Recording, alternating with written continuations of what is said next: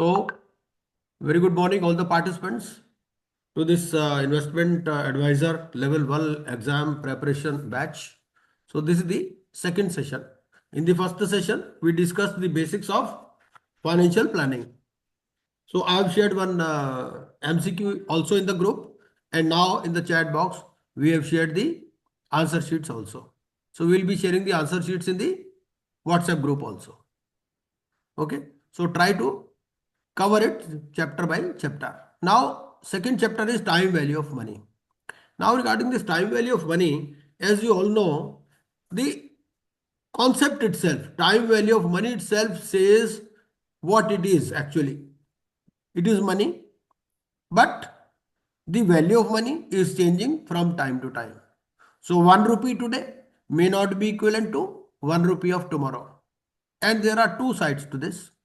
First is that okay, you are getting one, there are two choices, either you get 1 rupee today or you get 1 rupee after a year. Now in this situation, what you will prefer? If the economy is on the verge of collapse, then what you will prefer? Suppose the value of rupee is declining day by day. Let us take a situation that the value of rupee is declining day by day, right? And you have got two choices. You get 1 rupee today and 1 rupee after 1 year. So what you will prefer?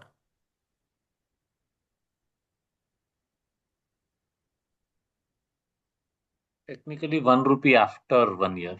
After 1 year. Okay. Why? Sir, issue is today if I take 1 rupee, then it may not be 1 rupee later on after 1 year, right? Because of the inflation. Okay. So, an economy is going to collapse. So, I mean, I will get a value equivalent to 1 rupee after 1 year is what I'm thinking. If I defer my receivable by 1 year, I'm assuming Mhm. I'll get a value equivalent to 1 rupee, not 1 rupee per se. Mhm. But the mode of exchange is currency only. So you will get 1 rupee only. Then there is a loss to me after 1 year. Okay. And if it is an increasing economy, if the economy is progressing, then what? Whether your answer will be same or it will differ. No, या चलो put it differently, ये जो economy grow करती है या economy decline करती है, इसका कुछ फर्क पड़ता है या नहीं पड़ता फर्क?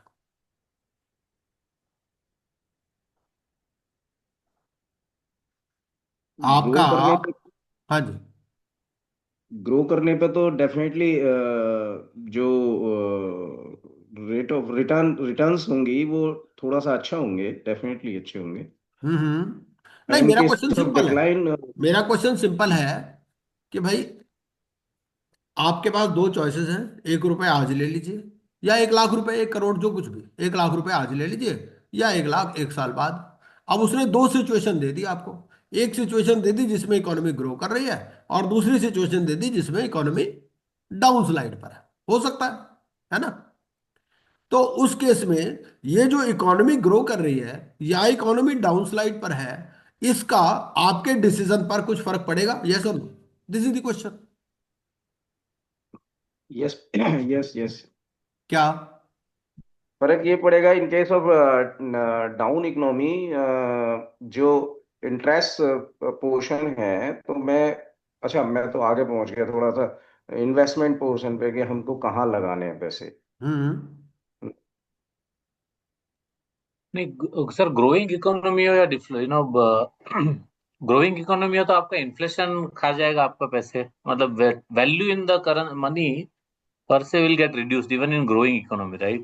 An hmm. economy grows only if there is a reasonable amount of inflation. हम्म। नहीं, मेरा क्वेश्चन तो So, सिंपल है। आपको मान लो एग्जाम में सवाल पूछ सकता है कि नहीं पूछ सकता? पूछ सकता है। correct.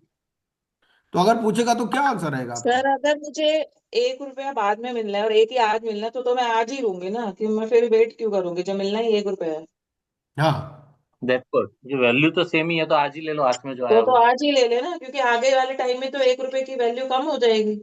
बिल्कुल ठीक है, बिल्कुल सिर्फ फर्क यही है कि अगर आप वो ये कहें कि भाई 1 रुपया नहीं, something which is representing 1 rupee today, से गोल्ड, ठीक है। हाँ, भाई आज गोल्ड का रेट and मान if I लीजिए, am getting the same. 1 lakh रुपए का 10 ग्राम गोल्ड है आज की डेट में, ठीक है।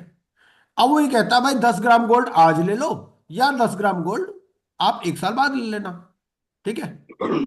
और उस सिचुएशन में आपका डिसीजन क्या, डिफरेंट आंसर सेम रहेगा या डिफरेंट रहेगा? एक ग्रोइंग इकोनॉमी है और एक ऑन द डाउन स्लाइड है। फिर सर बाद में लेंगे, क्योंकि बाद में रेट बढ़ जाएगा गोल्ड का। क्या? और अगर डाउन स्लाइड पर है इकोनॉमी, पाकिस्तान जैसी इकोनॉमी है, तो क्या होगा? अगर ये है कि रेट डाउन जाएगा तो फिर आज ही ले लेंगे। हम्म बेसिकली तो पर्पस तो वो है ना कि आपको 1 के 2 रुपए बन जाए, 1 के 4 पर्पज ये बन कि जाए। वैल्यू ऑफ मनी, हमें वैल्यू ऑफ मनी देखनी है, हमें मिल क्या रहा है वो भी देखना है, दैट इज ऑल्सो इंपॉर्टेंट। चलो, time value of money, let us see, let us start the topic now. तो टाइम वैल्यू ऑफ मनी, ये एक मिनट,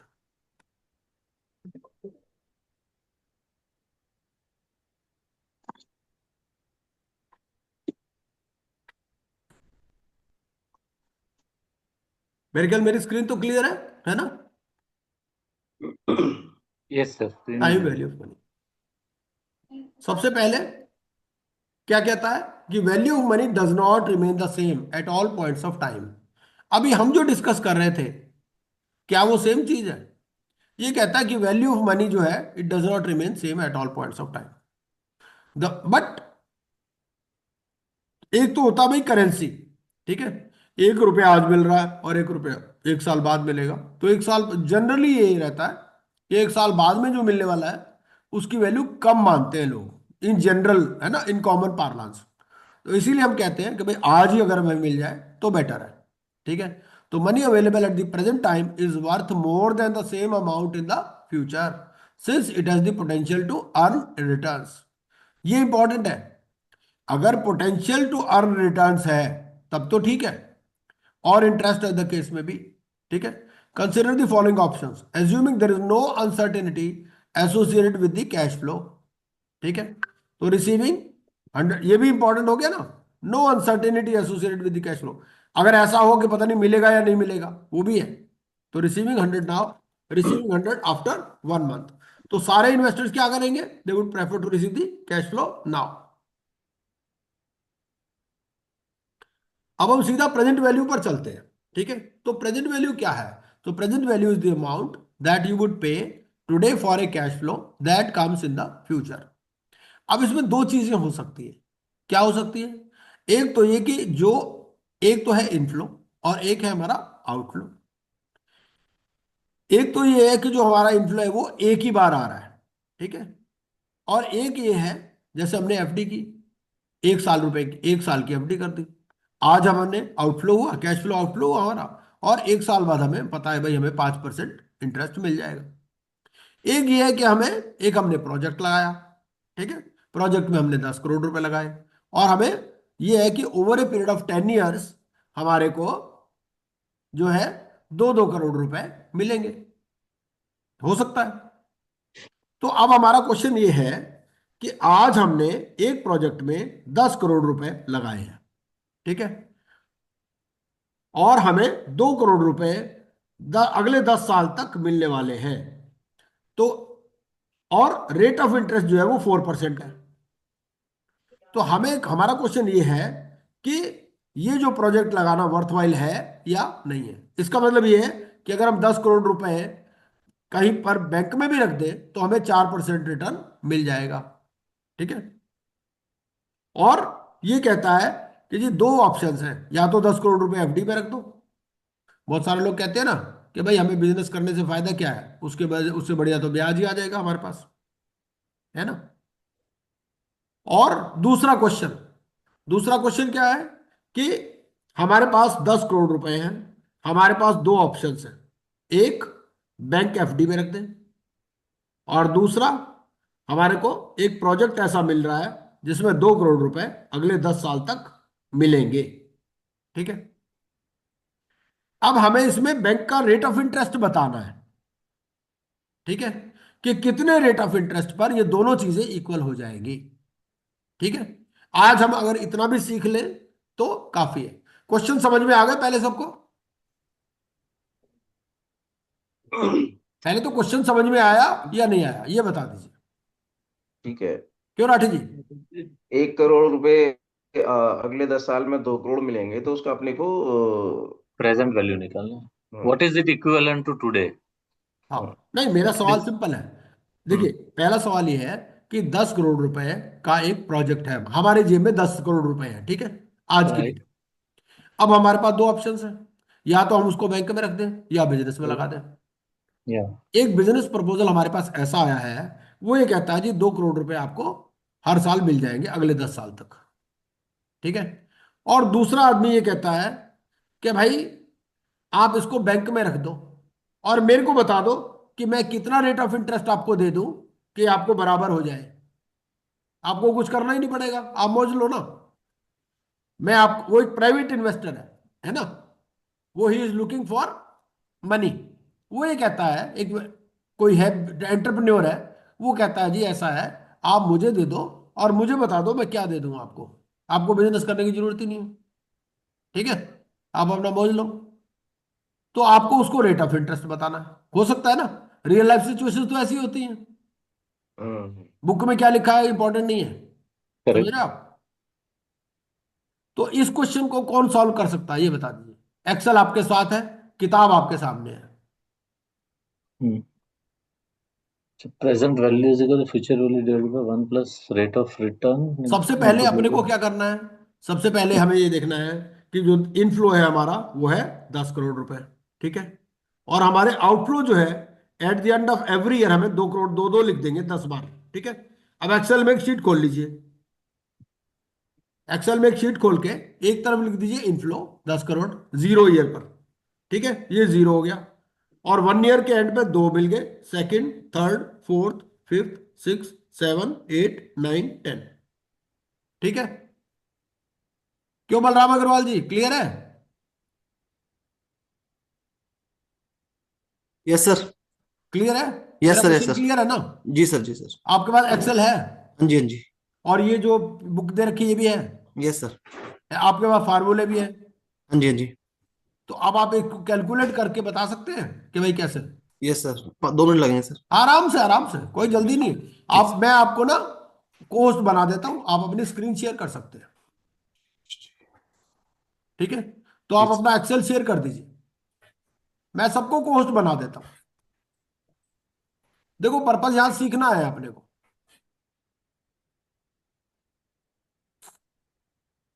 सर एक बार फॉर्मूला यही वाला एक्सेल में वो करना है जो फेस वैल्यू। जो भी है, हाँ, बुक फ्यूचर आपके सामने है, ओपन बुक एग्जाम है। सर शेयरिंग करवाया ना आपने, एक बार एक्सेल खोल के रखता हूँ for the benefit of all. हाँ हाँ, बिल्कुल बिल्कुल बिल्कुल करिए। हाँ, तो मैंने यहाँ पे लिया था 2 करोड़ रुपया मेरे को मिल रहे हैं into 2 crore divided by 1 plus rate of return कितना है हमको ढूंढना है कि दिया हुआ है? आर ढूंढना है क्या? दोनों दोनों तरह से ले लीजिए। रेट ऑफ रिटर्न चलो दिया हुआ 5% है, 5% ले लो। तो 5% ले लिया, okay. Hmm, and multiplied by कितना है, वो कितने ईयर्स के लिए है? 10 साल के लिए, 10 साल के लिए मिलता रहेगा आपको।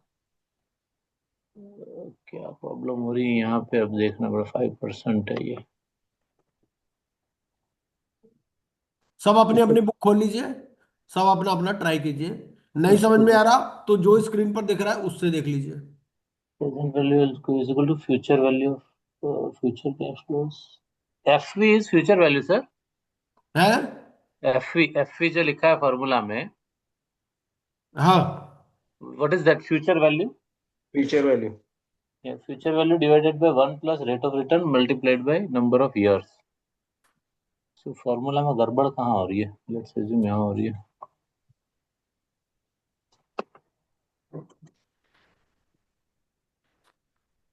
फ्यूचर वैल्यू नहीं ना, आप तो प्रेजेंट वैल्यू पर चलो। हाँ, आपको पता प्रेजेंट कौन सा वैल्यू इज फार्मूला इक्वल लगेगा? ये पेज नंबर 33 पर दे रखा है, पेज एक नंबर करोड़ 30। बाईस लाख रुपए है सर, अगर 5% के हिसाब से ढूंढे ना तो। नहीं। आप आप देखिए, आपको पता क्या करना है, आपको कैलकुलेशन में ये निकालना है कि 2 करोड़ रुपए जो एक साल बाद मिलेगा उसकी प्रेजेंट वैल्यू क्या है।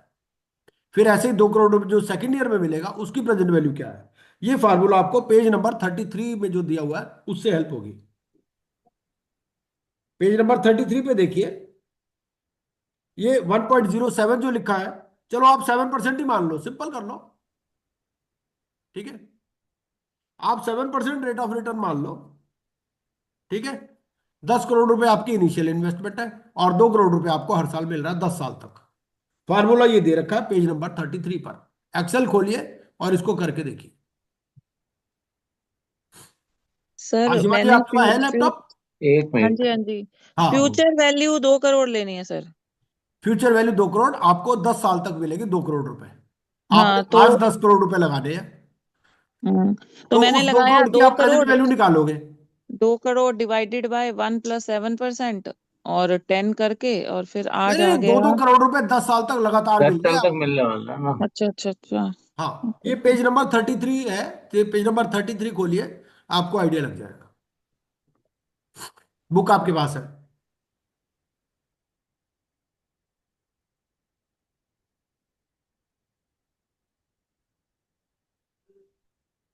ये हम सीए में भी करते हैं पेपर,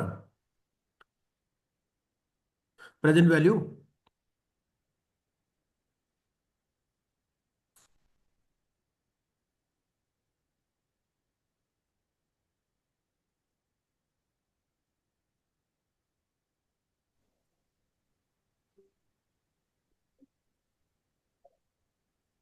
7% माना है ना सर हमने। हाँ, 7% ले लीजिए, ठीक है। हमने आज 10 करोड़ रुपए लगाए और अल्टरनेटिव जो हमारी अपॉर्चुनिटी कॉस्ट है वो 7% की है, ठीक है। और हमें प्रोजेक्ट में मिल रहे हैं 2 करोड़ रुपए हर 10 साल तक लगातार, हर साल 2 करोड़ रुपए मिल रहे हैं। तो हमें देखना है ये प्रोजेक्ट ठीक है या नहीं है।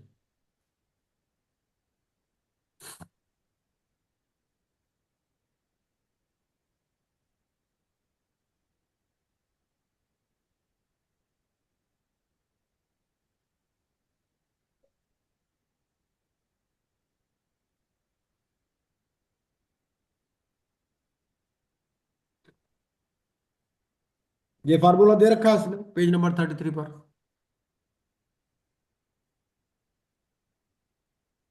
और ये जो साइन जो है, अगर ये साइन समझ में नहीं आ रहा तो इस 6 के ऊपर आपके पास साइन बना होता है। कीबोर्ड लैपटॉप में अगर आप देखोगे तो 6 के ऊपर ये साइन नजर आएगा आपको। तो शिफ्ट के साथ अगर दबाएंगे 6 वाला बटन तो ऊपर वाला साइन लग जाएगा, फंक्शन अगर आप लगा रहे हैं। 20 करोड़ का present value sir at 7% discounting rate is around 14 crore. मुझे तो ऐसा फॉर्मूला के हिसाब से आ रहा है। नहीं नहीं नहीं, 10 करोड़ रुपए आपका इनिशियल है। करेक्ट। आपको 2-2 करोड़ रुपए 10 साल मिल रहा है, मतलब over a period of investment 10 years कितना टेन्योर यू विल मिलेगा गेट आपको? 20 करोड़। अगर वो 20 करोड़ की प्रेजेंट वैल्यू में निकालता हूँ एट 7%, तो इट इज वर्थ 14 करोड़। हाँ हाँ हाँ। तो मैं बोल रहा हूँ कि हाँ ओके चलो फिर भी जाना चाहिए, बिकॉज प्रेजेंट वैल्यू इज हाँ, मोर देन द एक बार अमाउंट। स्क्रीन शेयर कर दीजिए ना, स्क्रीन शेयर कर दीजिए for the benefit of all. मैंने क्या लगाया कि NPV of 7% for all this cash flows of future, तो मुझे 14 करोड़ मिल रहा है उसका वैल्यू। ठीक है, और 10 करोड़ आज हम लगा रहे और हैं, 10 करोड़ आज लगा रहा हूँ, तो तो ठीक मुझे है, जाना चाहिए तो इन्वेस्टमेंट। प्रॉफिट है, ठीक है। यस। अब हम कितना कितने परसेंट पर ये बराबर हो जाएगा 10 करोड़ पे? अच्छा। ओके। मतलब इसका मतलब कम पे हो जाएगा, है ना? हम्म। तो अब सर 6 पे। ये एक सेकेंड ना, पहले हमने ये फॉर्मूला, सर आपने ये जो दूसरी लाइन में फॉर्मूला लगाया था, फिर आपने सेम में एनपीवी वाला लगा दिया, पहले वो वाला तो दिखाओ, उसमें क्या आया। नहीं, स्क्रीन एक शेयर हो मिनट। रही है, स्क्रीन मुझे तो नजर नहीं आ हाँ रही। अब ये वाली शेयर हो रही है, तो सर जैसे ये पहला लाइन में आपने 2 करोड़ लिया ना सर, ये तो 2 लाख है आपने वाली आपकी शीट में। ये 2 करोड़ है ना ये। अच्छा ये आपका ये पूरा नहीं देख रहा। मुझसे शेयर एक नहीं हो बार रही स्क्रीन। एक बार वापस से करके आपको दिखा रहा हूँ। हाँ, स्क्रीन स्क्रीन दोबारा एक बार शेयर कर दीजिए। ये कोई और शेयर कर रहा है शायद। कोई नहीं कोई नहीं, एक जना शेयर कर दो। हाँ आप ही कर दो, जो कर रहा है करने दो। ये 20,000 रुपए डाले आपने। वही मैं भी तभी कह रही थी कि दो, मेरे को लग तो नहीं रहे 2 करोड़ उस अच्छा। शीट पे 20। ये अब तो किसका है ये? आशिम आपका है क्या? नहीं आशिम। नहीं सर। जितेंद्र जी, आप कर लो। एक सेकंड। सर सबको फिर वो बना मैं दिया ना बाकी आपने। कोर्स हटा देता हूँ ना, हम्म। बाकी कोर्स हटा देता हूँ मैं, कोई बात नहीं। ठीक है जी। तो जितेंद्र जी आप शेयर करो अपनी स्क्रीन, अभी वैसे शेयर दिख कंफ्यूजन रहा हो है सर जाएगी। आपको? अब हो रही है, हो जाएगी, हाँ हो रही है, ठीक है, वेरी गुड। तो मैंने क्या किया कि 1 से 10 साल का 2 करोड़ रुपीज का लेके 10 करोड़ 20 करोड़ रुपए कैश फ्लो ले लिया, उसका हम्म। एनपीवी लगाया 7% के हिसाब से। अगर मैं मुझे ये मिलते हैं every year at the end of the year, तो उसकी hmm. NPV is around 14 crore. अब आप ना इसमें इसमें ये वाला फार्मूला लगा दीजिए। हम्म ये जो फार्मूला बुक में दिया हुआ है ये लगा दीजिए हम्म एक बार यहाँ। यहाँ लिखिए 2 लाख, 2 करोड़ हम्म डिवाइडेड बाई, लिखिए 2 करोड़, हाँ, डिवाइडेड बाई 1.07। ये लैम्डा, लैम्डा है क्या, ये है ना? Yes sir. हाँ, तो ये लगाओ, 6 के ऊपर लगा होता sign.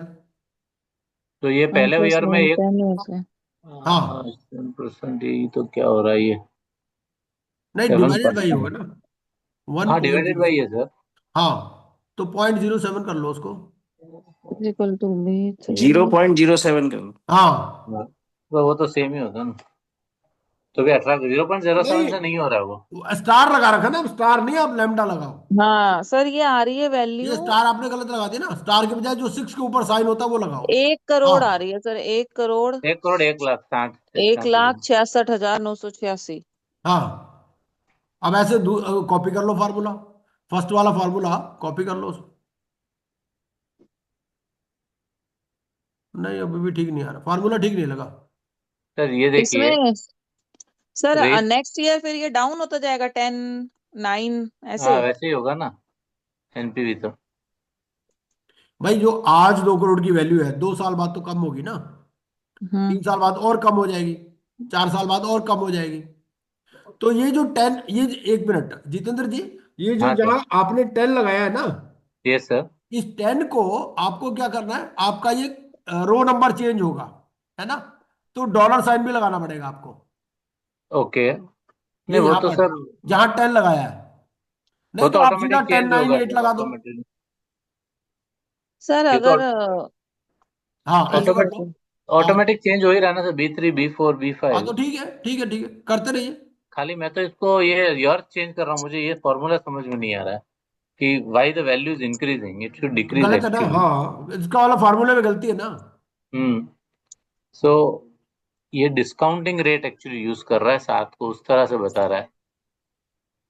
That is where the problem is. Present value is equal to future value divided by 1 plus rate of return one multiplied plus by नहीं number है of ना, years. तो 1 पॉइंट लिख दो आप खाली, वो एक ही बात है वैसे तो, 1.07 ही रहेगा। 1 प्लस 0.07 भी सेम ये ही होगा उल्टा ना करना सर। पड़ेगा सर ये आपको, उल्टा पहले कर रहा में है वन सर। डालना पड़ेगा। सर ये उल्टा कर रहा है ये। वन हम्म को ये आप डाल 10 ले कर रहा रहे है। हो ना, आप 1 2 3 4 करो, पहले को 1 करो, दूसरे को 2, तीसरे को 3, हम्म ऐसे। Okay. हम्म। अब ठीक है, इसको 3 करो, हाँ, अब ये 4, यहाँ 5,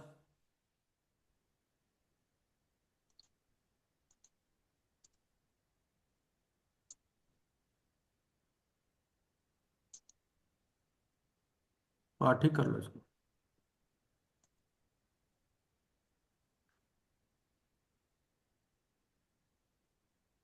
अब निकालो वैल्यू इसकी। तो 10 करोड़ 23 लाख रुपए हो रही है ऑलमोस्ट। ये 14 वाली हटा दो ना, ये 14 वाली हटा दो, ये कुछ नहीं है। ठीक है जी, इसका मतलब अगर आपको 2 2 करोड़ रुपए मिले, तो आपको टोटल 10 करोड़, टोटल रहने दो, टोटल रहने दो। सर एक सेकंड।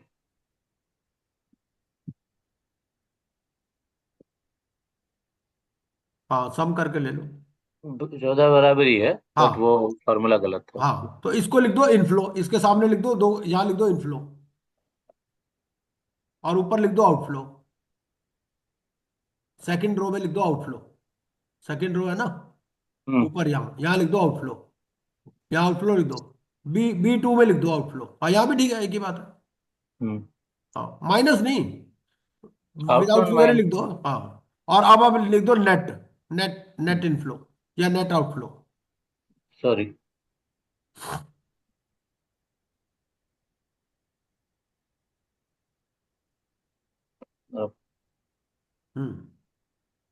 ये नेट हो गया।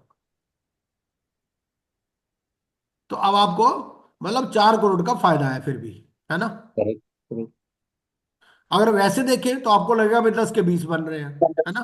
करेक्ट। लेकिन 10 के 20 नहीं बन रहे, 10 के 14 बन रहे हैं। 14 बन रहे हैं, विच इज 4 करोड़ का आपको फायदा हो रहा है, तो 1 रुपया भी ज्यादा है तो you can invest still. Right, अब हम इसको दूसरी तरह से कैलकुलेशन करते, अब ये पहले बात, ये कैलकुलेशन सबको समझ में आ गई कि नहीं, पहले तो ये बता दो। Jitendra yes sir. सर, एक बार वो एनपीवी वाला फॉर्मूला आप लिख देंगे यहाँ पे? एनपीवी वाला ये मैडम मैंने फॉर्मूला जो लगाया ना उधर से ही लगाया, देखिए ये दिख ये रहा है सेल। बुक नंबर 33 में लिखा हुआ है मैडम, ये ऊपर, अच्छा अच्छा, ठीक है। ऊपर फंक्शन में नजर आ रहा है। ठीक है सर। अच्छा, अब हम इस सवाल को, पहले तो ये बताइए, ये सवाल सबको समझ में आ गया कि नहीं। Yes sir.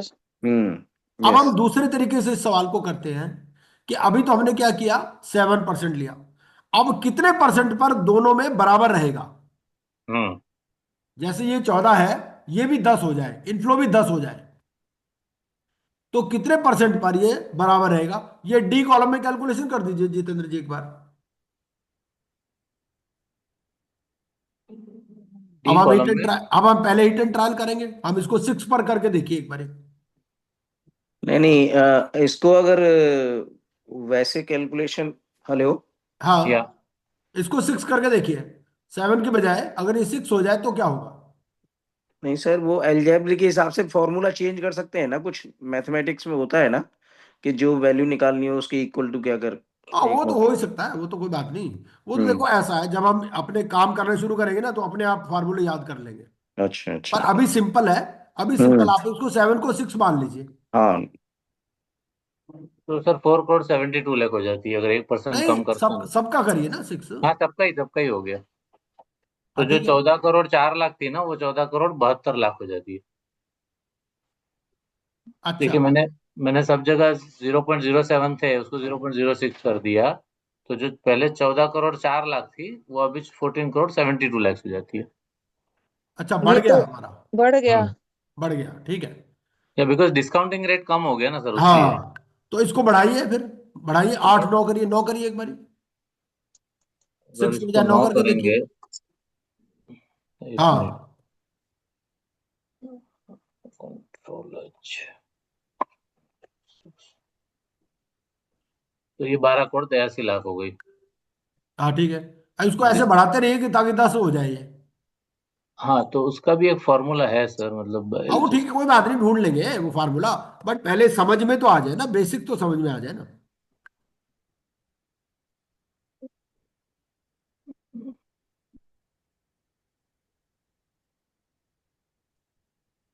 11 करोड़ तक जा रहा है, तो I think it will be around 13। हाँ कोई नहीं, इसको मे करते बी रहिए जब तक 10 आ जाए। 13 कर लो।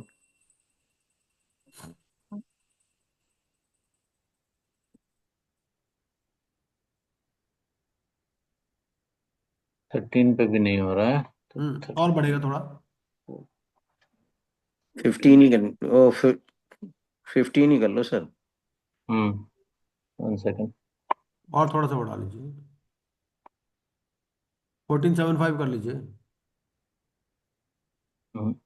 थोड़ा कम करना पड़ेगा।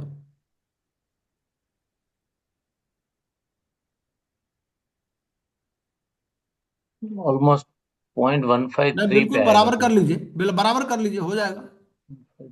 बाकी रहेगी फार्मूला, फार्मूला हम ढूंढ लेंगे फिर। पे भी नहीं आ रहा है।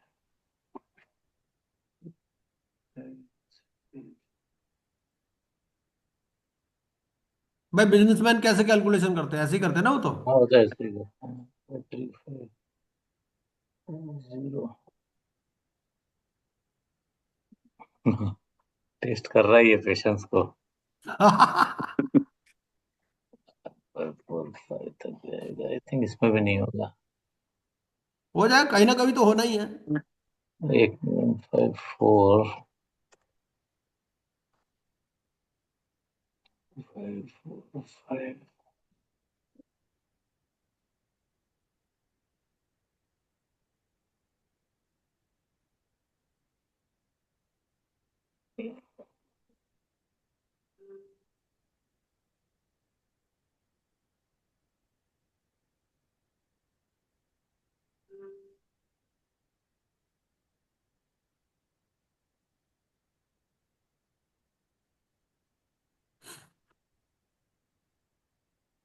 सर ये 25 पे होगा, फिर 1525। कर लो। बट क्यों नहीं हो रहा? देखो 1515 मैंने 1575 तक लेके गया डिस्काउंटिंग रेट। नहीं नहीं, ऊपर मत करो, नीचे करो तो बराबर आएगा, ये नहीं एक्चुअली वो कम तो हो रहा बराबर है, वो तो मैं समझ गया, वो गोल सीक करने से भी हो सकता है ये। है। बट सर बोल रहे थे हम्म। ना, सब सब विद्यार्थी को समझने के लिए ये डाल रहे हैं। हाँ, पहले पहले समझने, हाँ, जब समझ लेंगे ना फिर अपने आप उसका रास्ता निकाल लेंगे दूसरा। देखो 1555 डाला हुआ है, 1575 डाला हुआ है, और मुझे 975 मिल रहा है, तो मुझे उसका वैल्यू थोड़ा बढ़ाना है, राइट? बढ़ा वन लीजिए। फाइव 1.25 करो सर। अगर 994 पे जा रहा है, दैट्स व्हाट आई एम हाँ वन तो ठीक, फाइव और कर लो ना, और थोड़ा वन कर लो। पॉइंट टू 1.117 कर लो, 517। 1517। हाँ, इतने से ओके। शायद हो जाएगा, देखो। नहीं तो भी 9 करोड़ 97 लाख और कर लो हो थोड़ा, गया। अब वन बहुत करीब पहुंच गए। 15 पे ही आ गए सर, 15 पे ही आएगा फिर, 1515। ऑलमोस्ट 1510 पे नहीं आ रहा है बिल्कुल सर। करो, बिल्कुल सेम टू सेम करना है अपने को, थोड़ा सा रह गया। अच्छा। इतनी मेहनत कर ली, अब क्या रह गया। जीरो। और एक डिजिट बढ़ा देना। हाँ मतलब 1510 हाँ। की जगह हम्म, 1 2 कर लो। जीरो नहीं नहीं, नाइन 092 कर लो सर, 15092। 092। हाँ हाँ, देखो। तो 24,000 रुपये आ रहा है सर हाँ, डिफरेंस। बराबर कर लो, इसको भी बराबर कर लो, 09 ही रहेगा इसका मतलब, 091। क्योंकि एक्सेल देने वाला है वो आपको। अच्छा। वो तो एक्सेल देगा ना एग्जाम में। हाँ तो देगा, बट उसके लिए फॉर्मूला एक्सेल में है सर, बट अभी नहीं, देखिए अरे 15। वो हम ढूंढ लेंगे पहले। ऐसा है, पहले डिफिकल्ट रास्ते से चले जाओ ना, आसान रास्ते से जाना बहुत आसान होता है फिर। 092 डिवाइडेड बाई 1509 वन। भाई जिसको फार्मूला नहीं भी आता वो भी इस रास्ते से तो पहुंच जाएगा ना। आई थिंक 09 वाला ही सही था सर, देखो 09 पे हम 1-2 हजार में रह गए थे शायद, तो देख लो। एक और डिजिट बढ़ा लो ना, एक और डिजिट बढ़ा लो। 0905। हम्म। हम्म। और ये 15090 पे का हो जाएगा, आई थिंक। नहीं जा रहा है, टफ रास्ता है सर आप मैं पहले टफ गोल सी रास्ते का से ही एक जाना फॉर्मूला। चाहिए, फिर क्या वन होता फाइव है, इजी जीरो रास्ते से नाइन जाना बहुत आसान हो जाएगा। 09 से मुझे 10 करोड़ मिल रहा है, तो 15085 कर देता हूँ।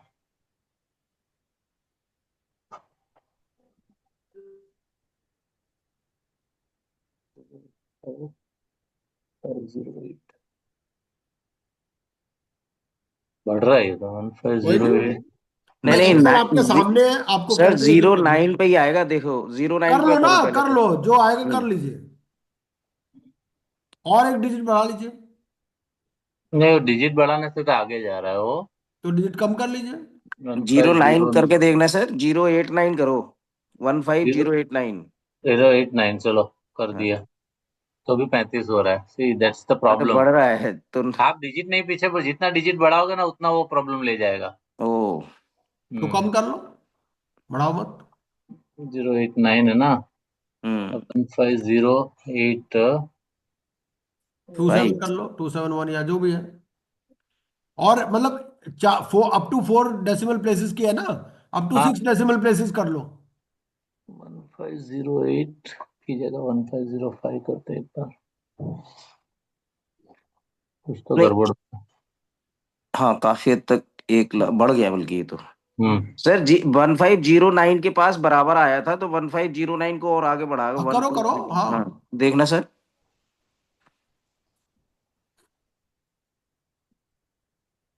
हाँ, इससे अब वाह। 95 पे आया है ना, इसी को अब हाँ, लास्ट के डिजिट को शायद 98 करते हैं। अब देखो बहुत करीब पहुंच गए, 12,000 का रह गया, अब 5,000 रह गया, वेरी गुड। बिल्कुल जीरो कर देना है इसको। 097।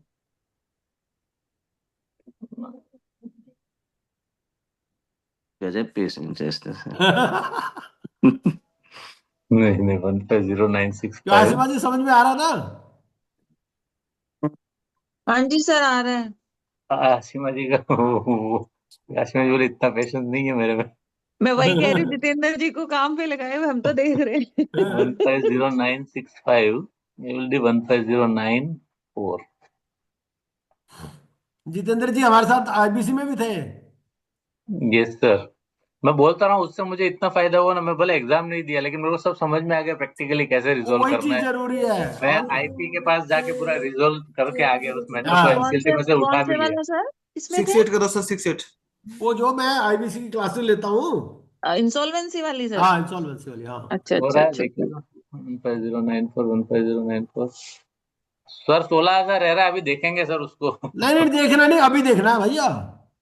अच्छा, आपको एक्सेल दे दिया, भाई मैं बिजनेसमैन हूँ, मेरे सामने आप ये तो नहीं कह सकते ना कि बाद में देखेंगे, बाद में देंगे तो जाओ भैया फिर। सर 150968 करो। हाँ हाँ जी, एक्सेप्ट कर दो बस, बिल्कुल। 0968। 0968। 668 हाँ। चलो ये देख लेते हैं, 6,000 हो रहा है फिर भी, छह ये हजार भी जाने खत्म नहीं कर देगा दो। आपको। 07 पे 06 की वजह 0। नहीं नहीं, वो 9 तो चाहिए ही चाहिए, वो तो बहुत 69 करो इजी है। सर, 6 से 9 करो। 69, हाँ जी, 969। हाँ जी, हाँ जी। तो भी 5 नहीं, वो तो जितना पीछे लगा होगा 5,000 उसमें होगा। ये 97 होना चाहिए, 97 करो सर। 975। एक डिजिट और, एक डेसिमल प्लेस और बढ़ा दो ना। 1 मिनट सर, वैसे नहीं हो रहा है वो 80, आप समझिए उसको, वो क्या कर रहा है पीछे जितना आप पूंछ लगा रहे हो ना उससे, वो तो 200-500 में सैकड़ा ही बदल रहा है। चलो चलो इतना सही। करीब पहुंच गए, कोई बात नहीं, ठीक है। अब इसका मतलब ये है कि अब मेरे सामने दो इन्वेस्टर बैठे हैं, ठीक है। हम्म। मेरे मेरे पास है कितने करोड़ रुपए? 10 आपने करोड़। कितने? 10 करोड़। एक बार वो हम्म, कैलकुलेशन दिखाई दोबारा। 1 मिनट हाँ सर। हम्म।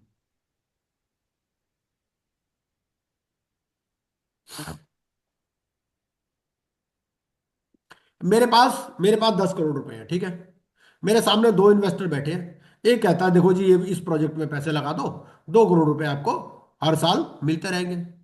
वो बोल रहा है 2 करोड़ रुपए आपको क्या इसमें लगाने की जरूरत है, जो ये रिटर्न देगा उतनी ही मैं रिटर्न दे दूंगा।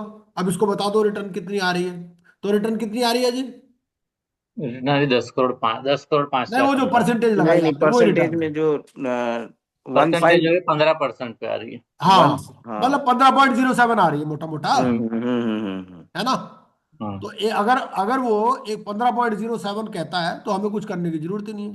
अगर हमें 15.07 वैसे मिल जाए, हम्म। ठीक है ना। और अगर मान लो कोई कहते हैं भाई मैं 1.5% का ब्याज दे दूंगा, तो वैसे ही खत्म, फिर 18% हो जाएगा हमारा रिटर्न, correct। है कि नहीं। मतलब ये है कि अगर 10 करोड़ रुपए मेरे पास है, एक आदमी कहता है जी मैं आपको 1.5 रुपए सैकड़े का ब्याज दे दूंगा महीने का, ठीक है, मतलब 18% ब्याज दे दूंगा। हाँ। दूसरा कहता है जी इस प्रोजेक्ट में लगा दो, 2 करोड़ रुपए आपको हर साल मिलते रहेंगे। तो बता दो कौन सी ऑप्शन बेटर है, वो 1.5% सैकड़े वाला ब्याज बेटर हम्म। है ना। हाँ। तो ये मतलब एक डिसीजन है, यही है प्रेजेंट वैल्यू। सर 2 अब करोड़ में 15% तो नहीं आ रही रिटर्न? है, 2 करोड़ में अगर 10 साल तक देते हैं उसमें 15% रिटर्न तो नहीं आ रही? क्यों नहीं आ रही? देखो ना, ये 15% क्या रिटर्न आ रही है, 15 पॉइंट इतनी आ रही है ना।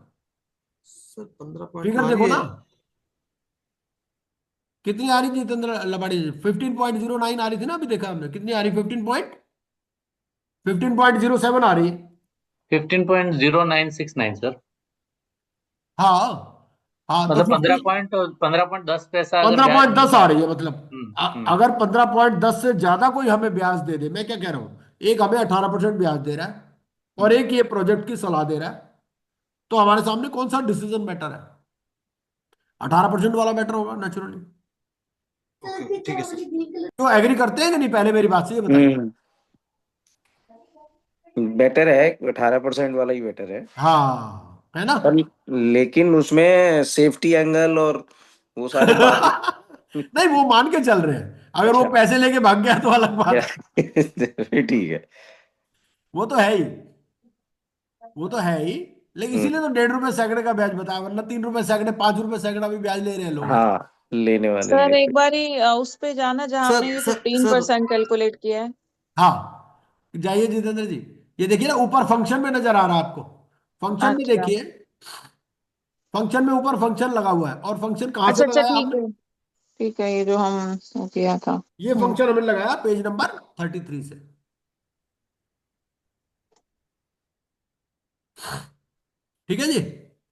अब सबको समझ में आ गई कैलकुलेशन ये वाली? हाँ जी सर। है बलराम जी? सर लेकिन 15% रिटर्न में तो वैल्यू बहुत ज्यादा बन जाएगी ना, थोड़ी सी कंफ्यूजन है मुझे। नहीं कैसे? नहीं, 15% डिस्काउंटिंग रेट है ये। 15% डिस्काउंटिंग रेट है। सर मान लो पहले साल मुझे मिले 10 लाख, 1 करोड़, 10 करोड़ पे 15%, 1.5 करोड़ पे। है। 10 करोड़ पे 15% रिटर्न है, 1.5 करोड़ पे मिलेगा मुझे। हाँ। ठीक है, नहीं दूसरे नहीं, साल वो हो 2 करोड़ जाएगा का 15% 30 लाख। 2 करोड़ नहीं सर, 10 करोड़। इनफ्लो तो 10 करोड़ है ना हमारा, आउटफ्लो 10 करोड़ बट है ना आपको हर साल मिल रहा है ना बलराम सर। जी। देखिए हर साल। बलराम जी, हाँ जी। वो कैलकुलेशन हमने की नहीं है यहाँ पर। वो कैलकुलेशन भी कर दीजिए ना। वो जो बलराम जी बोल रहे हैं वो सीधे 10 करोड़ रुपए निकाल रहे हैं 15%, जबकि हाँ। हमको 2-2 करोड़ रुपए हर साल मिल रहे हैं पैसे। तो सर हम बलराम जी, दे तो हम 10 रहे हैं ना, मिल रहे हैं हमें 2 करोड़ लेकिन तो। बलराम जी हमारी अगर वो कैलकुलेट करेंगे तो हमारी प्रिंसिपल अमाउंट कम होता जाएगा ना। भाई 2 करोड़ मिल गए, इंटरेस्ट के साथ मिले हैं ना हमें, अगर हम कैलकुलेशन तो इंटरेस्ट की कैलकुलेट करते मूल हैं। में अपने पास जो प्रिंसिपल आया वो तो 50 लाख ही है ना। नहीं नहीं, आप बलराम जी, आप आई थिंक कॉन्सेप्ट ही अलग समझ रहे हो। हम टाइम वैल्यू ऑफ मनी का कॉन्सेप्ट पढ़ रहे हैं। सो समबडी टेलिंग यू कि आप 10 करोड़ आज लगा दो, मैं आपको 10 साल बाद हर साल 2-2 करोड़ करके टोटल 20 करोड़ दूंगा। हम्म। तो मैं ये बोल रहा हूँ कि मेरे पास कोई इन्वेस्टमेंट ऑप्शन हो जिसमें मुझे ब्याज मिल रहा है 18%, हम्म। और इसमें मेरी रियल रेट ऑफ इंटरेस्ट जो आ रहा है वो 15.10% है, तो मुझे 18% वाले को पैसा देना चाहिए, सर बिकॉज मेरा कहने का मतलब है, इससे 15% नहीं आ रहा। आप चेक करोगे तो उस हिसाब से ना, एक बार चेक कीजिए। मेरे हिसाब से 15 नहीं ये आना चाहिए। फॉर्मूला तो यही दे रहा है ना आपको, यही तो बोल रहा है। बलराम जी आपके पास एक्सेल है इस टाइम? हाँ जी। आप एक्सेल खोलिए। मैं आपको कोर्स बनाता हूँ। आप अपनी स्क्रीन शेयर कीजिए। आप अपने हिसाब से कैलकुलेशन देखो। जब ऐसे कैलकुलेशन करेंगे ना पूरी बात समझ में आ जाएगी।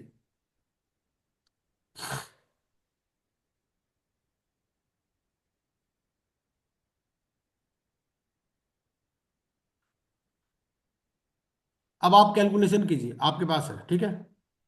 एक्सेल है। आप एग्जामिनेशन हॉल में बैठे हो और यही क्वेश्चन आ गया, आ सकता है।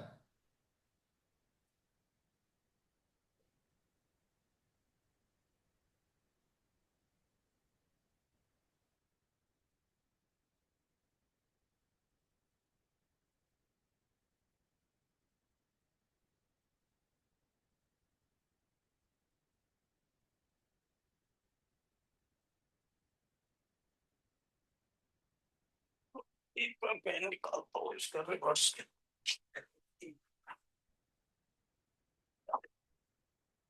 दिवांश,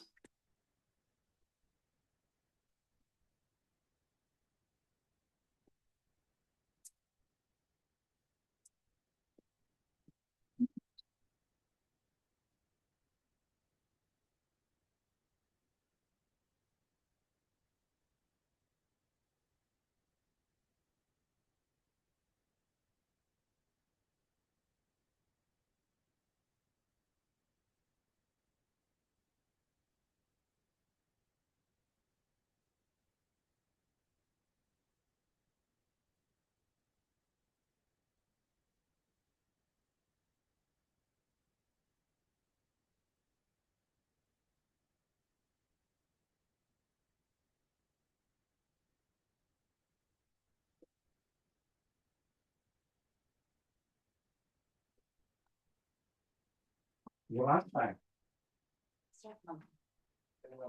मैथ का फॉर्मूला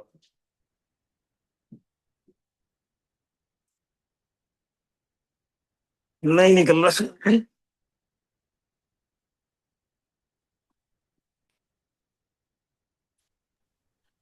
जितेंद्र जी आपकी जो कैलकुलेशन है वो ग्रुप में शेयर कर दीजिएगा। देखो इसमें कई कैलकुलेशन आती है, एक ईएमआई की भी कैलकुलेशन हम पढ़ेंगे।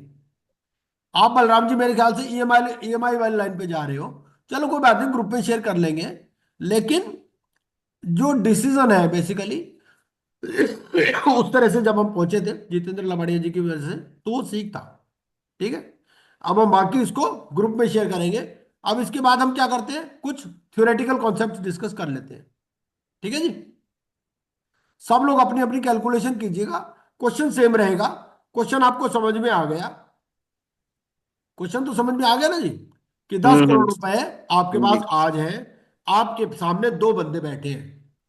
एक कहता है जी मौज लो, 10 करोड़ रुपए आपके पास है, मुझे दे दो, मैं 1.5% सैकड़े का पर मंथ का ब्याज आपको देता रहूंगा। ठीक है, वो पर मंथ की कैलकुलेशन है, पर चलो हम पर ईयर ले लें। वो कहता है जी मैं 18% आपको पर ईयर देता रहूंगा।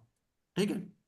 दूसरा आदमी कहता है जी इस प्रोजेक्ट में पैसा लगा दो, करना आपको कुछ नहीं है, मैं ही सब कुछ करूंगा और आपको हर साल 2 करोड़ रुपए का रिटर्न आता रहेगा।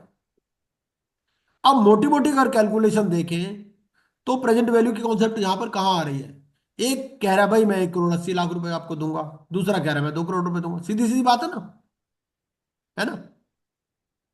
और तो वो ये कहता है भाई मैं 2 करोड़ रुपए आपको, तो लॉजिकली हमें लग रहा है कि ये जो है ये 18% वाली कैलकुलेशन बेटर है।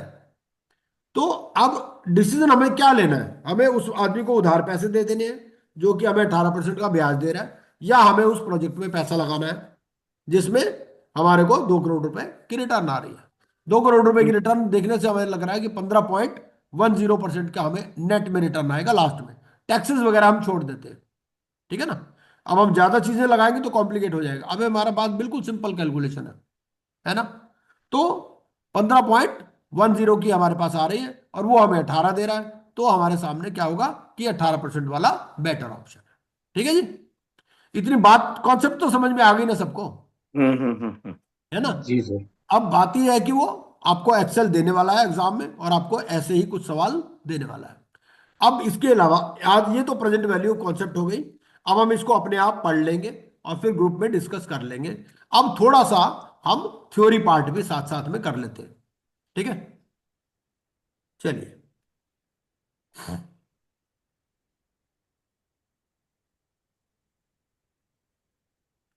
थ्योरी पार्ट के लिए 1 मिनट।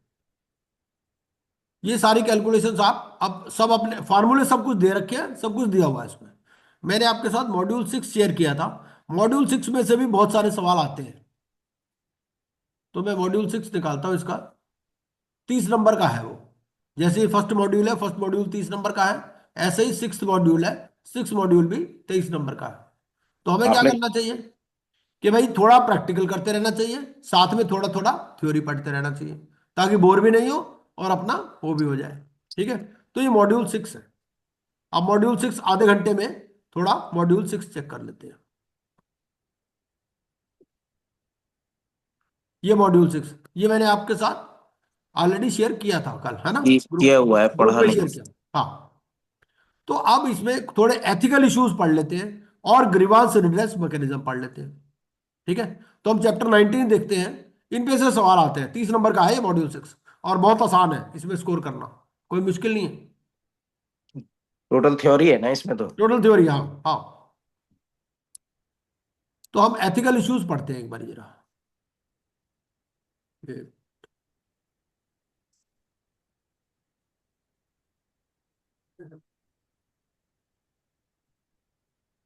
ये नजर आ रही होगी मेरी स्क्रीन आपको, है ना।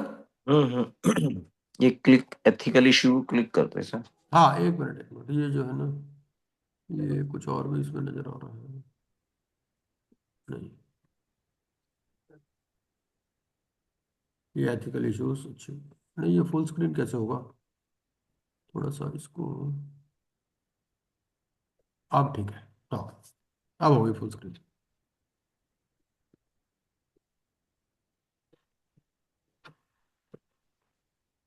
एक बार स्टॉप शेयर करके दोबारा करता हूँ शेयर। ये दूसरी स्क्रीन, ये जो आप अपनी स्क्रीन जो है ना, ये हटा दीजिए इसको। एक मिनट, ये वीडियो आपको ऑफ कर देता हूँ। नहीं, ठीक है, अब ठीक है।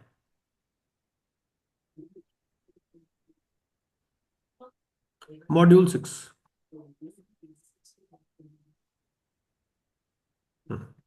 Ethical issues. सीधा हम एथिकल इश्यूज पे चलते हैं 19 पे, या बल्कि हम उल्टा चलते हैं। आपका कोई कंप्लेंट हो गया तो कंप्लेंट के लिए क्या करना है आपको, 20th पर चलेंगे, फिर 19th पर आएंगे।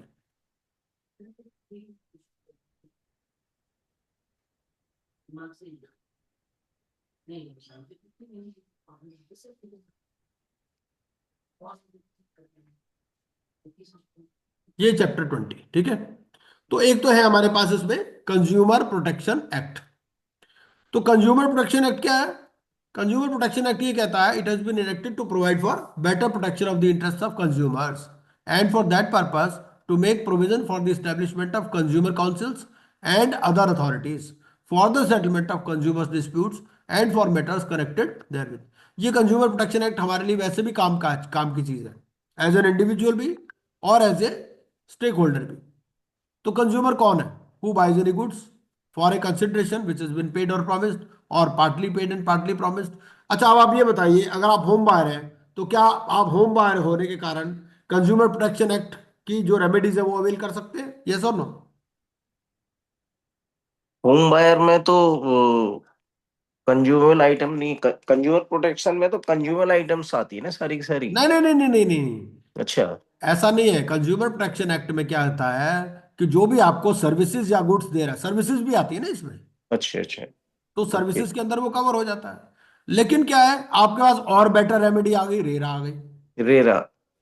रेरा तो है ही है, लेकिन अगर आप चाहें तो आप कंज्यूमर प्रोटेक्शन एक्ट में भी जा सकते हैं। फायदा क्या है? यहाँ आप खाली प्लेन पेपर पर एप्लीकेशन दे दीजिए, कोई वकील करने की जरूरत नहीं, खुद ही पहुंच जाइए कोर्ट में।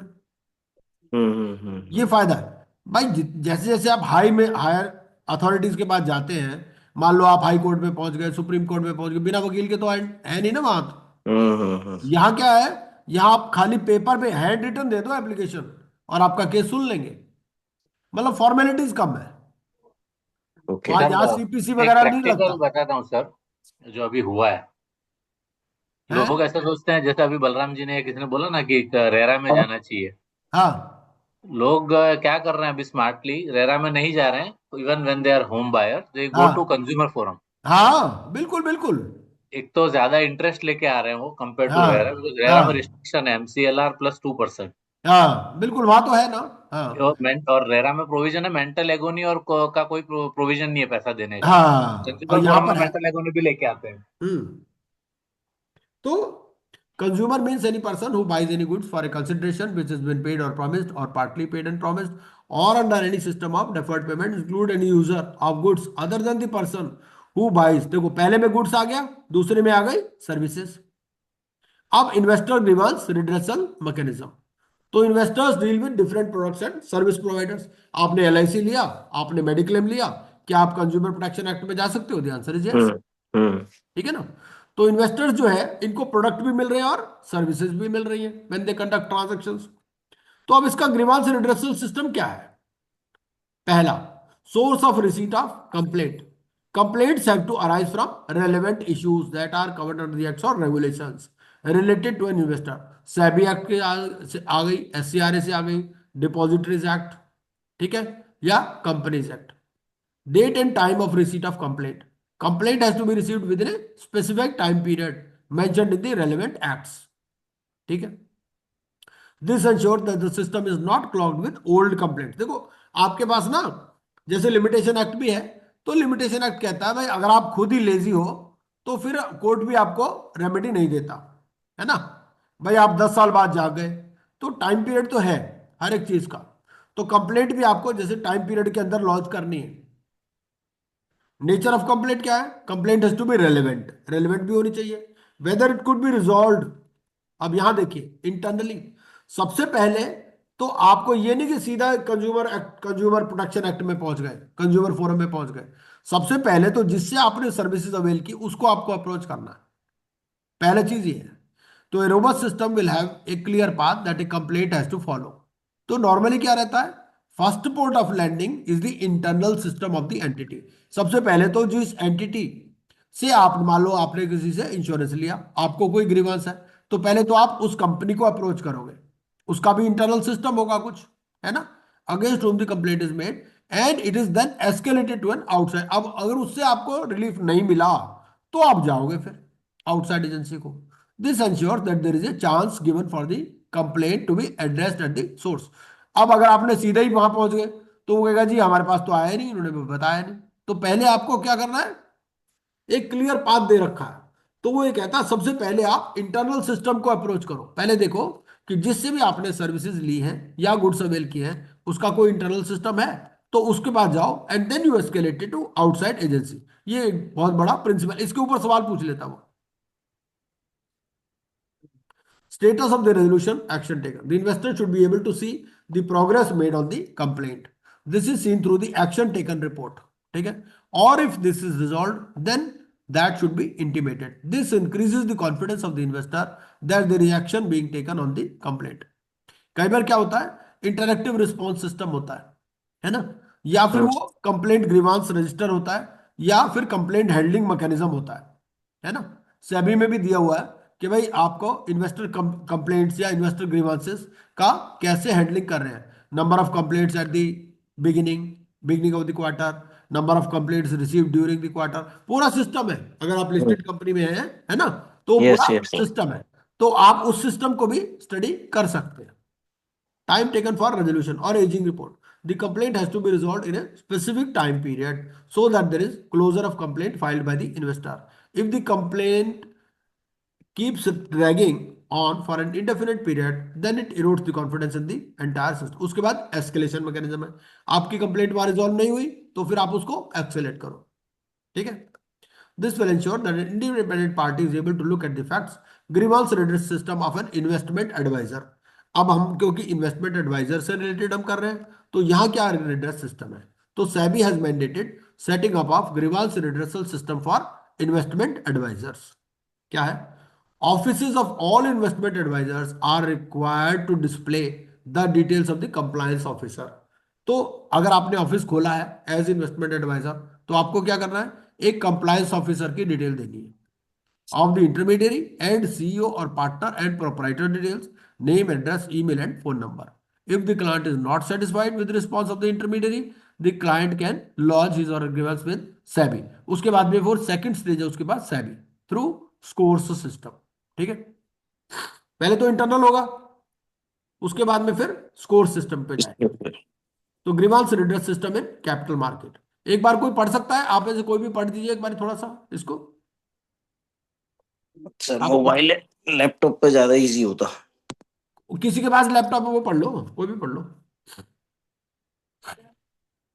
इसीलिए ना लैपटॉप लेके बैठा करो, सबसे सही है। देखो एक्चुअली एक्सेल आज वगैरह भी इसकी कैलकुलेट, हम समझ रोज रोज थोड़ी थोड़ी कैलकुलेशन करेंगे, थोड़ा थोड़ा थ्योरी पढ़ेंगे।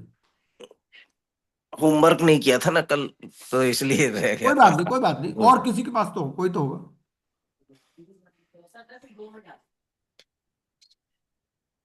नहीं तो बुक होगी, कुछ ना कुछ लेके बैठा करो जरूर, चाहे प्रिंट आउट हो, चाहे लैपटॉप हो या कुछ हो। वो ऑफिस में था ना, तो आज ऑफिस गए नहीं ही नहीं मोबाइल था। से पढ़ लो, मोबाइल से पढ़ा जाएगा, क्या दिक्कत है। An investor oblique client is required to take up the grievances with the market participant by lodging a complaint. नहीं आ रहा सर चश्मा से भी मेरे को, कोई नहीं, तो कोई नहीं, और दूसरा कोई पढ़ लो, आसिमा जी आप पढ़ लो। है ही नहीं मेरे को लगता है। Sir, ये an investor client is first required to take up the grievance with the market participant by lodging a complaint directly with the concerned market participant. If the grievance is not redressed satisfactorily, the investor या client may, in accordance with the scores. Sir, scores क्या होगा इसमें? ये Guideline. Score, ये पूरा एक system है इनका। Course is a platform actually where you हाँ, can lodge the scores complaint. Platform है। अब स्कोर्स का फुल फॉर्म क्या है वो एक बार देख लेते हैं। ये एक्रोनियम है स्कोर्स। Yeah. हाँ, Guideline. SEBI पढ़ो सर आगे. compliant, sir, SEBI compliant redressal system. हाँ, SEBI SEBI compliance. complaints, not compliant, complaints. SEBI complaints redressal system. अच्छा, complaints redressal system. Okay. Hmm, Escalates the same through the scores portal in accordance with the process laid out therein. Hmm, After exhausting all available options for resolution of the grievance, if the investor client is still not satisfied with the outcome, then dispute online resolution through the ODR. Okay. तो Portal can be हाँ, initiated. सबसे पहले हम्म, सबसे पहले तो Score. आपने जिससे services avail की वहां पर गए, ठीक है. उसके बाद में वहां नहीं हुआ तो स्कोर्स में गए, स्कोर्स में नहीं हुआ हम्म, तो ओडीआर में गए। तो सर इस हम्म. कोर्स सेबी ने पोर्टल बना रखा होगा ना हाँ, स्कोर्स सभी ने वाला। बना रखा, हाँ हाँ, बिल्कुल। तो चलिए, कंपनी से रिलेटेड कंप्लेंट्स इस कोर्स पे वी कैन फाइल हाँ बिल्कुल इन केस बिल्कुल ऑफ बिल्कुल। Listed company. और हाँ, और चलिए आगे चलिए, alternatively. Alternatively, investor client can initiate online dispute resolution through the ODR portal if the grievance lodged with the concerned market participant was not satisfactorily resolved or at any stage of the subsequent escalations.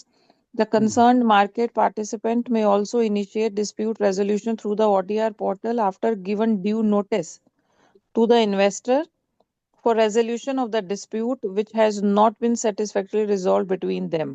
Sir ये चलिए, मुझे समझ नहीं आया, एक second, ऊपर वो कह रहा है ओडीआर में जाओ, फिर वो सबसे दोबारा पहले, भी तो यही नहीं कह एक रहा है। मिनट, एक शुरू से भी देखिए, शुरू में क्या कह रहा है।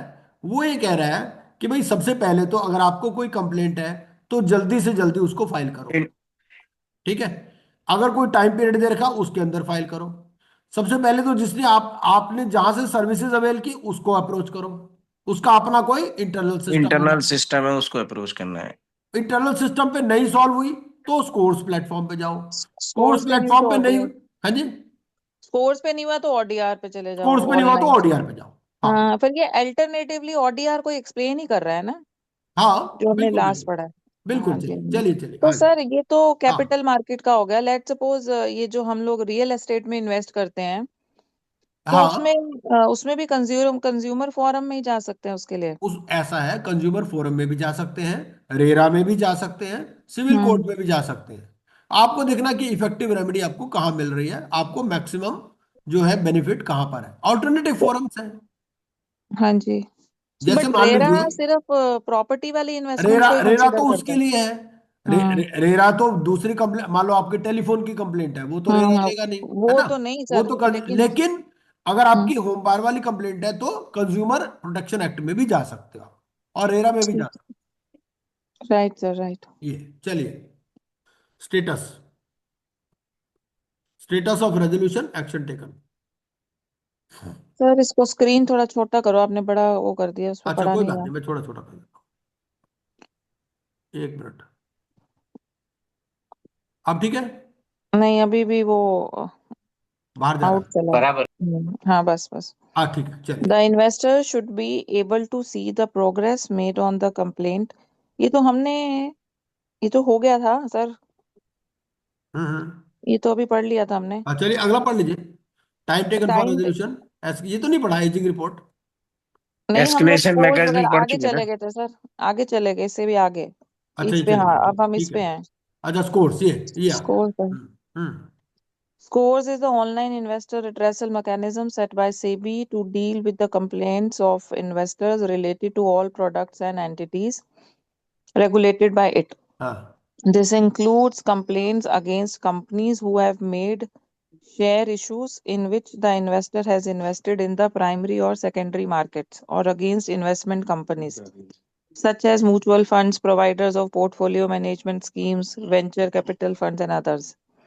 Scores can also be used to register a complaint against intermediaries, okay, who facilitate investing in the product or securities and servicing such investments, such as brokers, merchant bankers, depositories, and depository participants, registrars to the issue and transfer agents, distributors, and financial advisors. हम्म। तो The इन सबके following against में scores में hmm, complaint file हो complaint सकती हो सकती है. है। The following complaints are not addressed. Okay, ji. Complaints that are incomplete or not specific, allegations without supporting documents, offering suggestions or seeking guidance, explanation, seeking explanation for non-trading of shares or illiquidity of shares. हम्म। हम्म, ये point बताना sir एक बार, ही non मतलब trade ऐसा है ना, मतलब। वो ये कह रहा है कि भाई मैंने तो शेयर ले रखा है, इस पे ट्रेडिंग ही नहीं हो रही, या मैं अच्छा, बेचना चाह रहा हूं तो बिक ही नहीं रहे। हाँ हाँ, ठीक है, ये तो नहीं उस पे, ठीक है, हाँ। ठीक है। हम्म। Not satisfied with trading price of the shares of the company's non-listing of shares of private offer.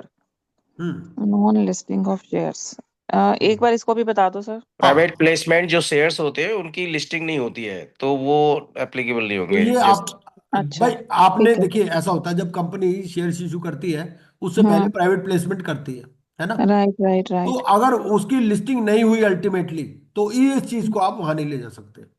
कि जी इसने तो कहा था कि मुझसे प्राइवेट ऑफर में ले लो, बाद में लिस्टिंग हो जाएगी, ऐसा करते हैं ना, कई प्रॉमिस करते हाँ हैं। राइट। हाँ हाँ अब उसने अल्टीमेटली लिस्ट नहीं करवाया, तो इस कंप्लेंट को आप स्कोर्स में नहीं ले जा सकते। Okay. Hmm Disputes arising out of private agreement with companies, intermediaries, hmm and further, SEBI does not deal with the following complaints. Hmm Complaints against unlisted, delisted, wound up, liquidated sick companies. Okay, hmm ji. Complaints that are sub judice, यानी हम्म related to cases which are under consideration by court of law. Okay, quasi judicial proceedings, यानी कि जो court में चली गई हैं वो सेबी में हाँ वापस नहीं आ हाँ, सकती. वो नेचुरली यहाँ नहीं आएंगे ना फिर। हम्म. हम्म Complaints falling. हायर अथॉरिटी हो गई ना कोर्ट तो हाँ sir. Higher authority, right, hmm, right. Complaints falling under the purview of other regulatory bodies. जैसे हमने हाँ अभी बात करी भी, अगर रेरा का है तो सेबी में नहीं आएगा, ऐसे सर? हाँ, ऐसा है ना, जैसे मान लीजिए कोई इलेक्ट्रिसिटी से जैसे हाँ डीआरईसी हाँ है ना, हाँ. अब आईआरडीए है। अब आईआरडीए वही सेम रेगुलेटर हो गए ना वो हम्म. दूसरी रेगुलेटरी बॉडी है। तो अगर उस रेगुलेटर से रिलेटेड कंप्लेंट्स है, तो उसमें ये नहीं वो कह रहा आएगा. है कि उस, जैसे मान लो इलेक्ट्रिसिटी की है ना, तो हाँ वहां जी. अलग है अथॉरिटी, डीआरईसी है। इस तरह से हम्म. बैंकिंग के लिए अलग है, और अपना इंश्योरेंस के लिए अलग है। तो जो दूसरे जिसका सेपरेट रेगुलेटर है, उसकी कंप्लेंट फिर आप सेबी में ना लाओ, स्कोर्स में ना लाओ, ये मतलब। Right, sir. हम्म ठीक है sir, examine the complaint to confirm that it falls within its purview and it then forwards the complaint to the concerned entity. The entity is required to respond with an action taken. Hmm Report ATR. Hmm Okay, ji. Within the stipulated time, investor can check the status of the complaint online. अब इसका These अगला are पढ़ all लेते the हैं, grievance redress system in banking. banking. Okay, हाँ जी. Customer complaints are part of every business entity. This is more so in the case of banking since it is a service-oriented industry. The purpose of a grievance redressal system is to ensure that customer grievances are minimized and there is prompt redressal of customer complaints and grievances. इसमें हो गया जी grievance redress system with individual banks. हाँ, अब bank Okay. के against में कोई complaint है आपकी, आपको चेकबुक नहीं इशू कर रहा, कुछ इशू है, हम्म. वो सब चीजें, तो इसको ऊपर अपने चला गया. हिसाब से आप लोग पढ़ सकते हैं। इसको पढ़ हम्म. करके मैं क्या करूंगा, इसकी क्वेश्चंस आपको पोस्ट कर दूंगा। हाँ 30 वही क्वेश्चन सर, वो आपको ठीक पोस्ट कर रहेगा. दूंगा। 30 क्वेश्चन पोस्ट करने से क्या होगा, जब आप वो अटेम्प्ट करोगे ना, तो अपने हाँ, आप ही ये भी क्लैरिटी हो जाएगी। जैसे कल वाले में भी सही था सर, एमसीक्यू में काफी चीजें थी वो वही. हाँ बिल्कुल बिल्कुल, मैं ना हर रोज क्वेश्चंस पोस्ट कर दिया करूंगा, राइट सर. है ना। हाँ, मैं एक काम और करता हूं, मैं आपको ना इसकी वर्ड फाइल भी पोस्ट कर देता हूं। ये जो है, इसकी वर्ड फाइल से क्या फायदा होगा, ये जो आपका एनईएसएम वाला मटेरियल है ना, इसकी वर्ड फाइल पोस्ट कर सकता हूं। तो वर्ड फाइल से ये फायदा होगा कि आप उसमें अपने आप जो भी कुछ करना चाहो वो कर सकते हो आप। ये जो 386 वाला मटेरियल है, ये वर्ड में ठीक है, पोस्ट, उसी में नोट्स बना लेंगे ना सर अपने उसी जो. में नोट्स बना लो आप। हाँ, और इसको अगर आपके पास कोई भी पेड सिस्टम है, तो उस पेड सिस्टम से आप इसके एमसीक्यू भी निकाल सकते हो। मैं आई विल ट्राई, मैं करता हूँ सब कुछ। बिल्कुल ठीक है, ये एनआईएसएम मटेरियल मैंने वर्ड में दे हाँ दिया, राइट, इसी से कुछ निकालते हैं। है ना। हाँ नेक्स्ट क्लास में मैं उससे पहले पोर्टल जब भी तैयार होगे पोर्टल अपने उस पे ग्रुप पे डाल हाँ, देंगे। ग्रुप में डाल दो, और क्या। अब ये बता दो नेक्स्ट क्लास कब करनी है। वेडनेसडे कर लो शाम को, या हाँ सुबह, वेडनेसडे। सुबह करना सुबह कर लो, क्या शिवा जी आप बताओ। आसमा जी शायद कल कल बोल रहे थे बिजी थी। सर शाम को कर सर लो, सुबह तो नहीं हो पाएगा। वेडनेसडे तो नहीं हो सुबह या पाएगा, शाम को, थर्सडे हो सकता है. शाम को कर लो सर, शाम थर्सडे को। थर्सडे को शाम को मेरी क्लास है, थर्सडे सुबह कर सकते हैं। क्लास से होंगी सर 7 बजे. मॉर्निंग में तो काम रहता है, योगा वोगा रहता है 7 बजे कर लिया करो, शाम सुबह। Sir sir. देखो, अगर वेडनेसडे वाली में ना बस आप थ्योरी करा देना, मुझे कोई प्रॉब्लम नहीं है, फिर मैं लेट भी कर ठीक है सकती हूँ कि ठीक है, मेरा मैं माइंड थ्योरी इतना करा एक्टिव दूंगा। नहीं होगा तो भी मैं सुन लूंगी. ठीक है, थ्योरी करा देंगे, हाँ, एक बार ग्रुप में डिस्कस कर लेंगे, ठीक है। तो क्योंकि अभी है, हाँ, अभी फिलहाल प्रैक्टिकल के लिए प्रोग्राम ये फ्रेश है माइंड चाहिए. कि वेडनेसडे इवनिंग को we are having a class at 8 PM, ठीक है। ठीक है सर. ठीक है सर. अगर 8 से लेट चाहो तो हम लेट भी कर सकते हैं, अपने को कोई दिक्कत नहीं है। सर जो शीट्स आपने इसमें